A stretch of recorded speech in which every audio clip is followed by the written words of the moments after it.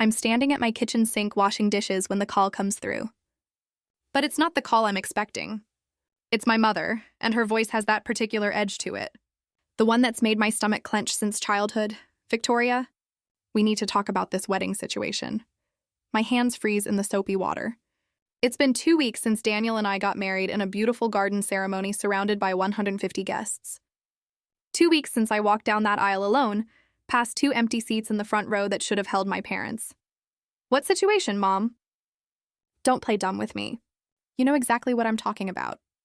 Your father and I are devastated that you didn't invite us to your own wedding. How could you do something so cruel? The words hit me like a physical slap. For a moment, I can't breathe. The plate I'm holding slips from my fingers and clatters into the sink. What did you just say? You heard me, Victoria. We never received an invitation. Not a single word about your wedding plans. We had to hear about it from your Aunt Linda, who saw the photos on social media. Do you have any idea how humiliating that was? Something cold and sharp crystallizes in my chest. This isn't confusion. This isn't a mistake. This is a deliberate lie, and she's delivering it with the confidence of someone who's never been challenged before. Mom, I sent you an invitation. I sent you multiple invitations. No, you didn't. Stop making excuses for your behavior. Your sister is beside herself. She can't believe you'd exclude your own family like this. My sister. Of course Natasha is involved in this. Beautiful, perfect Natasha, whose modeling career has been the center of our family's universe for the past decade. I'm not making excuses. I'm telling you the truth. I sent both physical and digital invitations. Victoria, enough with the dramatics. You've always been jealous of your sister, but this is a new low. Deliberately excluding us from your wedding and then lying about it. The familiar guilt tries to surface. That old pattern of second-guessing myself, of wondering if somehow I really did mess up. But then I remember the screenshots, the confirmation numbers, the delivery receipts. Mom, I have proof. Silence stretches across the line. When she speaks again, her voice is harder. Proof of what? Proof that you received the invitations. Multiple times. I have tracking numbers, email confirmations, everything. You're being ridiculous. Why would we lie about something like this? The question hangs in the air, and suddenly I understand. This isn't about the wedding. This has never been about the wedding. This is about control. This is about maintaining the family narrative where I'm the difficult one, the problematic daughter, while Natasha remains the golden child who can do no wrong. I don't know why you're lying, Mom, but I'm done pretending I don't see it. How dare you accuse me of lying? After everything your father and I have done for you. This is the thanks we get? My hand trembles as I grip the phone. 32 years of this. 32 years of being gaslit, dismissed, and made to feel like my reality doesn't matter. I'm going to send you the proof. Right now. And then you can explain to me why you're claiming you never got it. Don't you threaten me, young lady. I'm your mother, and I'm your daughter. The one whose wedding you deliberately missed. I hang up before she can respond. My heart is hammering so hard I can hear it in my ears. I've never hung up on my mother before. Never challenged her directly. The fear of her disapproval has shaped every decision I've made since childhood. But standing here in my kitchen, in the home I share with Daniel, I feel something shift inside me. I'm not that scared little girl anymore, desperate for scraps of parental approval. I grab my laptop from the counter and open my carefully organized wedding folder. Everything is here. Every communication, every receipt, every confirmation. I've always been methodical, a habit from my years as a data analyst. I document everything. The first email invitation was sent on March 15th, 6 months before the wedding. I pull up the email tracking report. Opened on March 15th at 2:47 p.m., IP address traced to their home in Connecticut. I take a screenshot. The physical invitation was mailed on March 20th. I pull up the postal tracking. Delivered on March 23rd, signature confirmation, Carol Mitchell. My mother's name, in digital black and white. Screenshot. Then there are the follow-up emails. April 10th. Mom, Dad, just wanted to confirm you got the invitation. Let me know if you can make it. Opened April 11th at 9:22 a.m. No response. May 5th. Hi, Mom. Haven't heard back about the wedding. The RSVP deadline is coming up. Please let me know. Opened May 6th at 8:15 a.m. No response. June 1st. Mom, Dad, I really need to know if you're coming. The caterer needs final numbers. Opened June 2nd at 10:33 a.m. Response received June 2nd at 10:45 a.m. We'll let you know. June 15th. The wedding is in 6 weeks. I need a definite answer. Opened June 15th at 3:18 p.m. No response. July 10th. Mom, the wedding is in 3 weeks. Are you coming or not? Opened July 11th at 7:42 a.m. No response, 12 attempts. 12 documented attempts to get a simple yes or no answer from my parents about whether they would attend my wedding. The week before the wedding, I called. My mother answered with that particular tone she uses when she's annoyed at being interrupted. Victoria, we're very busy right now. Your sister has a huge opportunity coming up. Mom, my wedding is in 5 days. Are you coming? We'll see. We have a lot going on. That's not an answer. I need to know for seating arrangements. Don't be so demanding. We'll try to make it if we can. They never confirmed. They never showed up. And now they're claiming they were never invited. I create a new email and attach every single screenshot. The subject line reads, Wedding Invitation Documentation. I include my parents, my sister, and every aunt, uncle, and cousin who's been involved in this family drama. The email body is simple. As requested, here is proof that wedding invitations were sent, received, and opened by my parents multiple times over a 6-month period. The attached screenshots include email tracking data, postal delivery confirmation, and a timeline of all communication attempts. I will not be participating in any narrative that suggests otherwise. My finger hovers over the send button. This will change everything. This will shatter the carefully constructed image my mother has built over decades. This will make me the villain in her story, but I'm already the villain in her story. I've always been the villain. The difficult daughter, the ungrateful child, the one who doesn't appreciate everything they've sacrificed. I press send. Within minutes, my phone explodes. Text messages, phone calls, voicemails. I ignore them all and sit down on my couch, Daniel's arms wrapping around me from behind. You okay? He asks softly. I don't know yet, I answer honestly. My phone buzzes again. This time it's a text from my Aunt Linda. Victoria, I'm looking at this documentation. I can't believe they lied to all of us. I'm so sorry. Then another from my cousin James. Holy shit, Vic. Your mom told everyone you deliberately excluded them. This is insane. More messages pour in. My Uncle Robert? My Aunt Susan. Cousins I haven't spoken to in years. One by one, family members who believed my mother's version of events are seeing the truth. But there's still silence from the 3 people who matter most. My mother, my father, my sister. Finally, at 8:47 p.m., a text comes through from Natasha. What the hell is wrong with you? Do you have any idea what you've just done? I stare at the message, waiting for the familiar guilt to surface. Waiting to feel like I've done something terrible. But all I feel is a strange, hollow calm. I type back, I told the truth. That's all. You've humiliated Mom and Dad. They're devastated. They humiliated themselves by lying. It's not that simple. Vic, you don't understand the pressure they were under. What pressure? The pressure to show up to their daughter's wedding? My engagement had just been announced. They didn't want to take attention away from my moment by making a big deal about your wedding. I read the text 3 times, each time feeling the words hit harder. My wedding was deliberately downplayed so it wouldn't overshadow my sister's engagement announcement. An engagement that happened 6 months before my wedding date. So they decided not to come at all? And then lie about it? They were going to come. But then there were scheduling conflicts with my dress fittings and venue tours. They couldn't be in 2 places at once. The justification is so absurd it would be funny if it weren't so devastating.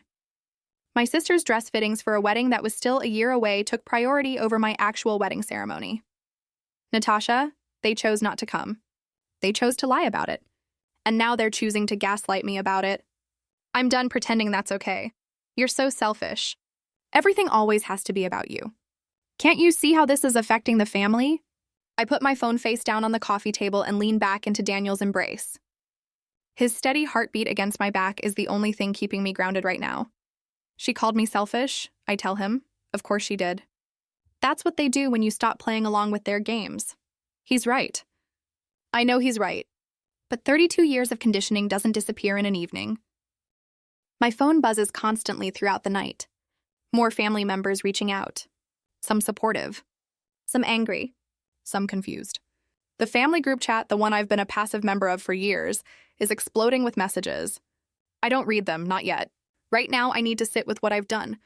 I've broken the unspoken rule of our family. Never challenge mom's version of reality.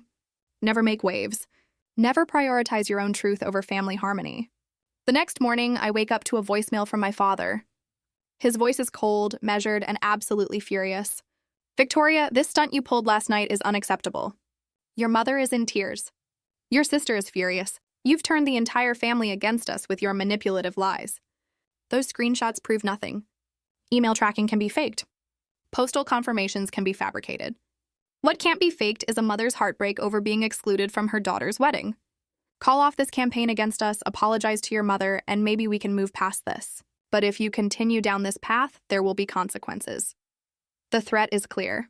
Get back in line or lose your family. I save the voicemail. Add it to my documentation folder. And then I do something I've never done before. I block my parents' numbers. Daniel finds me in our home office, staring at my laptop screen. Hey, he says gently. How are you holding up? They're threatening me now. Dad left a voicemail saying there will be consequences if I don't apologize and recant everything. He pulls up a chair beside me. What do you want to do? It's such a simple question. What do I want? Not what they want. Not what's expected. Not what keeps the peace. What do I want? I want to be done, I say quietly. I'm so tired, Daniel. I'm tired of performing. I'm tired of shrinking myself to make them comfortable. I'm tired of being the family scapegoat. Then be done. It's not that easy, isn't it? You've already shown them the truth. You've already broken the silence. What's left? I think about this. He's right. The hardest part is already done. The evidence is out there. The family knows. Whatever consequences come now will come regardless of whether I apologize or not. My phone rings. Unknown number. I answer without thinking. Victoria? It's my mother's sister, Aunt Carol. Honey, I need you to listen to me very carefully. Aunt Carol, if this is about the email, it is. And I need you to know that I believe you. I freeze. What? I believe you, Victoria. Aunt Carol repeats, her voice firm and clear. I've been watching your mother manipulate situations for 40 years. I should have said something sooner. My throat tightens. Of all the responses I expected, unconditional support wasn't one of them. You believe me? Honey, I was there when you were growing up. I saw how differently they treated you and Natasha. I watched them miss your school plays because of Natasha's photo shoots. I watched them leave your high school graduation early for one of her auditions. This wedding situation? It's just the same pattern on a bigger stage. Tears blur my vision. Someone sees it. Someone finally sees it. Why didn't you ever say anything? Her sigh carries decades of regret. Because I was a coward. Because keeping peace in this family meant staying silent. But Victoria, what you did last night took real courage.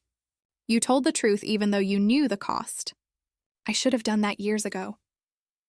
After we hang up, I sit in silence, processing this unexpected validation. My phone continues to buzz with messages, but now I'm actually reading them. Cousin Michelle. Vic, my therapist calls this the missing reasons. When people claim they don't know why someone cut contact, but if you look at their own words, the reasons are right there. Your parents know exactly why you're upset. They just don't think those reasons are valid. Uncle Robert, I owe you an apology. Your mother called me crying about how you excluded them, and I believed her without question. I should have asked for your side of the story first. Cousin David. This explains so much about family dynamics I never understood. I always wondered why you seemed so distant at gatherings. Now I get it. But mixed in with the support are angry messages too. Aunt Patricia. Family business should stay private. You've embarrassed everyone by airing dirty laundry publicly. Cousin Jennifer. Your mother raised you better than this. Show some respect. My grandmother's sister, Great Aunt Helen. In my day, we didn't disrespect our parents like this. You should be ashamed. The split in the family is immediate and brutal. Half supporting me, half defending my parents, and everyone forced to choose a side. At 10:30 a.m., my phone rings with my sister's number. Against my better judgment, I answer. Are you happy now? Natasha's voice is ice. You've destroyed our family. I didn't destroy anything. I just stopped lying to protect people who hurt me. Oh, please. You've always been jealous of me. This is just another way to get attention. The accusation is so familiar it barely registers. How many times have I heard this? Every achievement dismissed as attention-seeking. Every hurt feeling reframed as jealousy. Natasha, I sent mom and dad 12 emails about my wedding. 12. They ignored every single one. They chose not to come, and now they're lying about it. How is telling the truth jealousy? Because you're making this all about you when you know I'm planning my wedding. Do you have any idea how this drama is affecting my vendors? My wedding planner is asking questions about family dynamics. My future in-laws are concerned about family stability. You're ruining everything. And there it is. The real issue, not that our parents lied. Not that they deliberately missed my wedding, but that the truth is inconvenient for Natasha's perfect narrative. I'm sorry your wedding planning is affected, but I'm not responsible for our parents' choices. You posted that email to the entire family. You could have handled this privately. I tried handling it privately. I tried for 6 months to get a simple yes or no about whether they'd attend my wedding. They stonewalled me. Then they lied to everyone about never being invited. What was I supposed to do? You were supposed to protect the family. That's what family does. No, Natasha. Family shows up. Family tells the truth. Family doesn't make you choose between your dignity and their approval. She makes a sound of disgust. You're delusional. Mom and dad have given you everything. Name one thing they've given me that they didn't give you first and better. Silence stretches between us. I can almost hear her searching for an example, coming up empty. This conversation is pointless, she finally says. Just know that when mom and dad cut you off completely, you brought this on yourself. She hangs up. I stare at my phone, waiting for the devastation to hit. But instead, I feel something unexpected, relief. For the first time in my life, I've chosen my truth over their comfort. And I'm still standing. Daniel comes home early from work, finding me on the couch with my laptop, documenting everything in a private journal entry. HR gave me the afternoon off when I explained what was happening, he says, sitting beside me. How bad is it? The family is split right down the middle. Half think I'm a hero. Half think I'm a monster. My sister called to tell me I'm ruining her wedding plans. And my parents still haven't responded directly. What do you need? I close my laptop and lean against him. I need to understand why this hurts less than I thought it would. Maybe because you've been grieving this relationship for years already. You're not losing them now. You're just finally admitting they were never really there. His words unlock something inside me. He's right. I've been mourning the parents I wished I had since childhood. The ones who celebrated my achievements. The ones who chose me sometimes instead of always choosing Natasha. The ones who showed up. I kept hoping they'd change, I whisper. Even at my wedding, standing there looking at those empty chairs, part of me thought they'd walk through the door at the last minute. I know. I'm 32 years old. When do you stop hoping your parents will finally see you? He kisses the top of my head. When you finally see yourself clearly enough that their blindness doesn't matter anymore. That evening, I receive an email from my mother. The subject line reads, "Final warning. Victoria, your behavior over the past 24 hours has been nothing short of abusive. You have weaponized technology to create false narratives that paint your father and me as villains. You have turned family members against us with your manipulations. You have caused your sister immeasurable stress during what should be the happiest time of her life. This ends now. You will send a follow-up email to the entire family retracting your accusations and apologizing for the confusion. You will admit that the invitation situation was a miscommunication on your part. You will take full responsibility for the drama you've created. If you do not do this within 24 hours, you are no longer part of this family. Your father and I will not tolerate this level of disrespect and manipulation. Choose wisely. Your actions have consequences. Mom, I read it 3 times, analyzing every sentence like the data analyst I am. The projection is breathtaking. She's accusing me of exactly what she's doing. Creating false narratives, manipulating family members, causing drama. But it's the last line that really gets me. Your actions have consequences. She's right. Actions do have consequences, just not the way she thinks. I forward the email to my therapist, Dr. Sandra Reeves, who I started seeing 6 months before the wedding when I realized how anxious family interactions made me. She responds within an hour. This is a textbook Darvo response. Deny, attack, reverse victim, and offender. She's positioning herself as the victim of your abuse while denying her own behavior. The ultimatum is designed to force you back into compliance. The question is, what do you want to do about it? What do I want to do? I open a new document and start writing. Not an apology, not a retraction, but a clear, calm statement of boundaries. To my family members, over the past 24 hours, I've received many messages about the email I sent, documenting my wedding invitation communications. Some of you have offered support. Some have expressed anger. All of you deserve clarity about why I felt this was necessary. For my entire life, I have been told that my reality doesn't matter as much as family harmony. When I was hurt, I was told I was too sensitive. When I had needs, I was told I was too demanding. When I achieved something, it was minimized to avoid overshadowing my sister. I love my family. But I can no longer participate in a dynamic where my truth is constantly invalidated to protect other people's comfort. I did not exclude my parents from my wedding. I have documentation proving otherwise. When they claimed they were never invited, they put me in an impossible position. Accept their lie and invalidate my own reality, or tell the truth and be accused of attacking them. I chose truth. I understand this choice has consequences. Some of you will side with my parents. Some will be angry with me for making this public. Some will want to stay neutral and avoid the conflict entirely. All of those responses are valid. I'm not asking anyone to choose sides or cut contact with anyone. I'm simply stating that I will no longer pretend my reality doesn't exist in order to keep others comfortable. Going forward, I need space from family members who cannot acknowledge what happened. This isn't about punishment or revenge. It's about protecting my mental health and building a life based on honest relationships rather than convenient fictions. I wish everyone well. I hold no ill will toward anyone, but I am done shrinking myself to fit into spaces that were never meant for me. With love and boundaries, Victoria, I show the draft to Daniel. He reads it carefully, then looks up at me.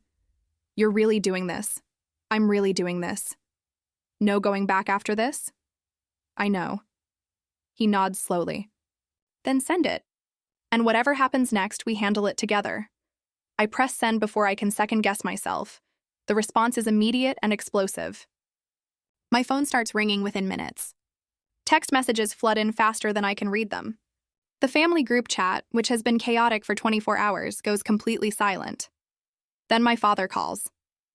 I answer, putting him on speaker so Daniel can hear. Victoria. His voice is colder than I've ever heard it. You've made your choice. Dad, No, you don't get to speak now. You've said quite enough. Your mother is devastated. Your sister is in tears.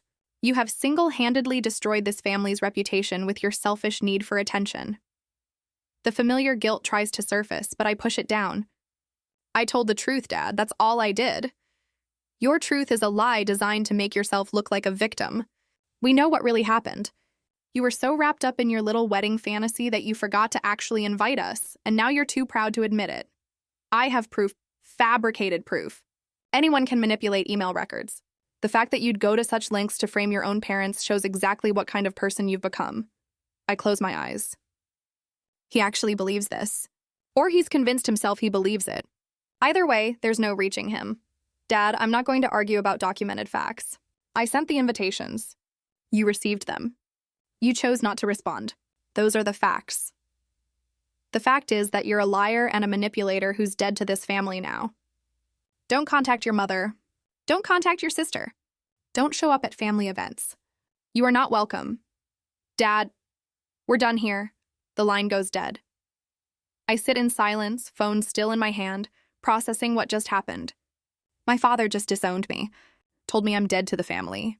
Cut me off completely and I feel, okay, not happy. Not relieved exactly, but okay. Like I've been bracing for this moment my entire life, and now that it's here, it's almost anticlimactic. Vic? Daniel's voice is gentle. Talk to me. He disowned me. I heard. He said I'm dead to the family. I heard that too. I should feel worse than this, shouldn't I? Daniel pulls me close. You should feel however you feel. There's no right way to process having your parents reject you, but that's just it. I don't feel rejected. I feel released. Over the next week, the fallout continues. Family members send long messages explaining why they're taking the position they're taking. Some side with my parents, citing respect for elders and keeping family business private. Others support me, sharing their own stories of being invalidated or scapegoated in family dynamics. Aunt Carol calls every few days just to check in. "You're doing better than I would have at your age," she tells me. When my mother pulled similar stunts, I just took it. Swallowed it down and pretended everything was fine. "You're braver than I was." My cousin Michelle, who studied psychology in college, sends me articles about narcissistic family systems and scapegoat dynamics. "Not diagnosing anyone," she writes, "but these patterns might help explain what you experienced." The articles are painfully accurate. The golden child and the scapegoat. The truth teller who gets expelled from the family system for refusing to maintain the illusion. The way healthy boundaries are framed as attacks. I realize I've been living in a dysfunctional system my entire life, but I normalized it because it was all I knew. 3 weeks after I sent the final email, I'm sitting in Dr. Reeves's office for my regular appointment. "How are you sleeping?" she asks. "Better than I have in months, actually." "And the anxiety?" I pause, taking inventory of my body. The constant knot in my stomach that's been there for years. "It's gone, it's better." "Significantly better," she smiles. "That's what happens when you stop betraying yourself to please people who won't be pleased anyway. Your nervous system finally gets to relax." I thought I'd feel guilty, I admit. Or devastated. Or something worse than this. "What do you feel?" "Free, is that horrible?" My parents disowned me. Half my family is angry with me and I feel free. That's not horrible at all. You've been carrying the weight of their dysfunction your entire life. Of course you feel lighter now that you've set it down. I look out her office window at the autumn leaves falling from the trees. My sister's wedding is in 2 months. I'm not invited. How do you feel about that? Relieved. I don't have to pretend anymore. I don't have to smile for photos and act like everything's fine when it's not. Dr. Reeves nods. You've given yourself permission to stop performing. That's powerful. That evening, Daniel and I cook dinner together in our kitchen, music playing softly in the background. It's a mundane moment, but it feels significant. This is my life now, free from the constant anxiety of managing my parents' emotions, free from the exhausting performance of being the daughter they wanted instead of the person I am. My phone buzzes with a text from Aunt Carol. "Your mother's bridge club asked why you weren't at the last family gathering. She told them you'd moved across the country for work. Just thought you should know she's still controlling the narrative." I show the text to Daniel. "She's telling people I moved away instead of admitting she cut me off. Does that surprise you?" "No, but it's clarifying. She'd rather lie to acquaintances than admit her own daughter set boundaries." "What are you going to do about it?" "Nothing. It doesn't matter what she tells her bridge club. The people who matter know the truth." He kisses my forehead. "Look at you, all boundaried and healthy." I laugh, but he's right. For the first time in my adult life, I'm not twisting myself into knots trying to manage other people's perceptions. I'm just being. A month later, I'm having coffee with Aunt Carol when she drops an unexpected bomb. "Your mother called me last week," she says carefully. "She wanted to know if I was still in contact with you." "What did you tell her?" "The truth. That we talk regularly and that you're doing well." She didn't like that. I can imagine. Aunt Carol stirs her coffee slowly. "She asked me to stop talking to you. Said I had to choose between you and her." My stomach clenches. And I told her I'm choosing both. I'm not cutting off my niece because she had the courage to tell the truth. If she can't handle that, it's her problem, not mine. Tears prick my eyes. "Thank you. Don't thank me. This is what family should do. Show up, tell the truth. Choose people over politics." That night, I start a list in my journal. What real family looks like. Shows up when it matters. Tells the truth even when it's uncomfortable. Validates your reality instead of denying it. Celebrates your achievements without competition. Respects boundaries without punishment. Chooses relationship over image. Apologizes when they hurt you. Sees you as a whole person. Not a role to fill. I look at the list and realize these are things I never got from my parents. But I'm getting them from Daniel, from Aunt Carol, from the cousins who reached out with support, from Dr. Reeves. Family isn't always blood. Sometimes it's the people who choose to see you and keep choosing you day after day. 2 months after the initial confrontation, on what would have been Natasha's wedding day, Daniel and I go hiking. We spend the day in the mountains, breathing clean air and enjoying the silence broken only by birdsong and wind through the trees. My phone stays in my backpack, turned off. Whatever drama is unfolding at the wedding, I'm not part of it. And for the first time in my life, that feels exactly right. At the summit, Daniel takes my hand. "How are you doing, really?" I look out at the vista spread before us, endless possibilities in every direction. "I'm okay. Better than okay, actually. I'm free, and I mean it. The grief is real. The loss is real. But so is the relief. So is the peace. So is the life I'm building on my own terms, without constantly checking whether I have permission to exist. My parents may never acknowledge what they did. Natasha may never see me as anything other than the jealous sister. Half my extended family may always believe their version of events, but I know the truth. And I'm finally choosing that truth over their comfort. That's not cruelty. That's not selfishness. That's survival, and I'm done apologizing for surviving.